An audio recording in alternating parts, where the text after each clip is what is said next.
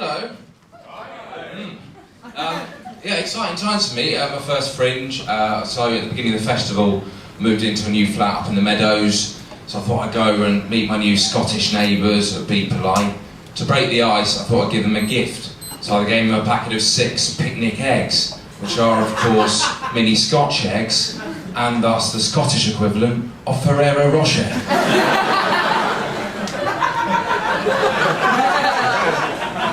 Hello, YouTube. Yeah, exciting times in other ways. I've just recovered from quite a badly broken ankle. Yeah, I don't deserve sympathy for that, it was my own fault. I should never have roundhouse kicked that statue of Nelson Mandela.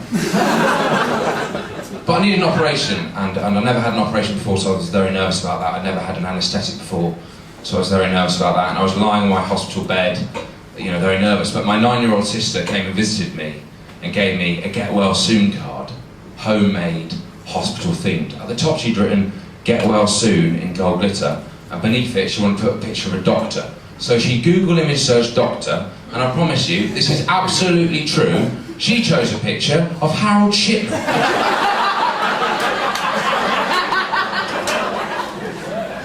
But it wasn't any old picture of Harold Shipman, or Shippers, if you're a fan.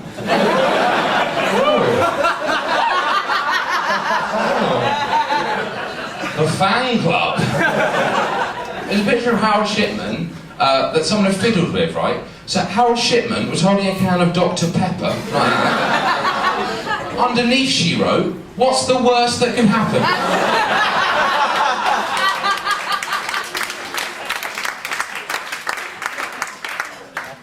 Yeah, I thought I'd tell you a bit about my family. Start with my dad. I'm not very similar to my dad. He's very masculine. I'm not. Very masculine man. He couldn't be more masculine if he ejaculated hammers.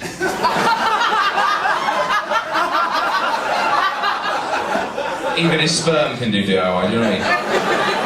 But my abiding memory of my dad is he always used to take me swimming, which I used to love, it was great. Apart from in the changing room afterwards, where he'd stand naked and dry himself in a way that only a man of his generation would.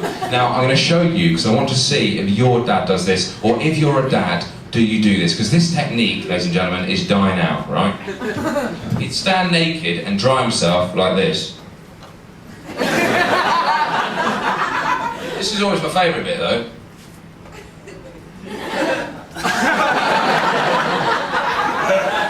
But the cherry is what I like to call the floss. You may call it abseiling.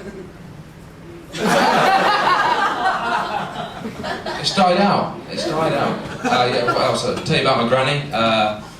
My dear old gran, who is to race relations what Edward Scissorhands is to masturbation.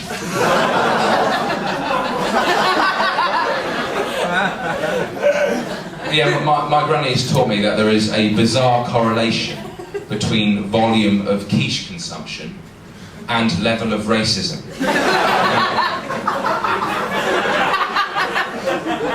Now, I know what you're thinking, it's all very well making that assertion, but I hope you've represented this diagrammatically. Don't worry, I have. It's what I like to call my quiche-Lorraine's curve. Now, that's an economics joke for you, for you Lorenz curve fans out there.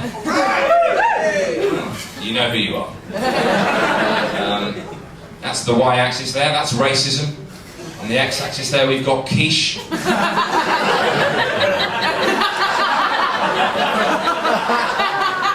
And here, said quiche-Lorraine's curve. If you're watching this on YouTube, you can't see it, come and see me live, please. 3 points I want to talk about. Point A, 5 quiches a month consumed. Point A, the Ku Klux Klan there. Point B, 10 quiches a month consumed.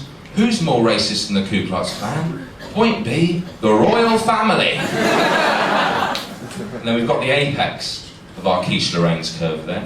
Point C, 15 quiches a month consumed. More racist than both the Ku Klux Klan and the royal family. Point C, old people. Now you may think it's all very well saying that, Max, but beyond a certain level of quiche consumption, the level of racism appears to fall.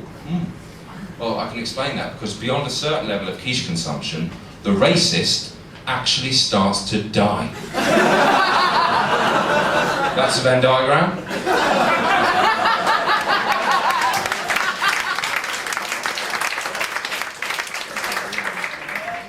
not from around here. I'm from London, from South.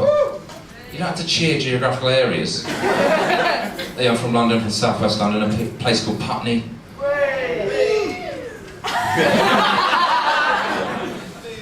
Shut up. Putney's quite a privileged area. Putney's so posh that when you get raped, you get foreplay. So do come on down, girls.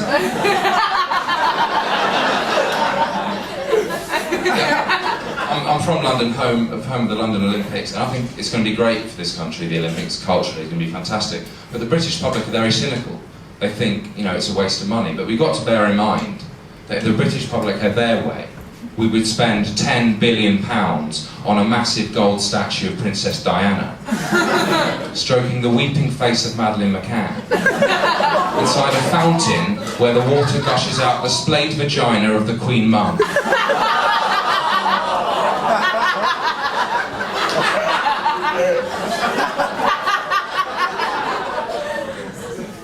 But yeah, I am a Londoner. I think us Londoners, they're ignorant of the North, they're ignorant of Scotland. But I'm a student up in Leeds, and I've realised this ignorance works both ways. I met a guy there called Luke, who's from Hartlepool, whose entire knowledge of London comes from playing Monopoly.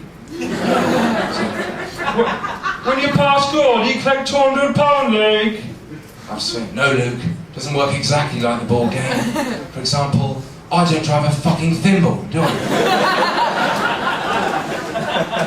Luke is from Hartlepool, which is ironically much like a Monopoly board, but a Monopoly board on which every square contains the phrase, "Go to jail."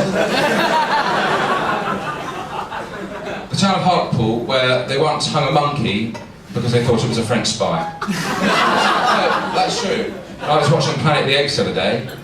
Luke came in and he went, "Oh, I fucking hate French films."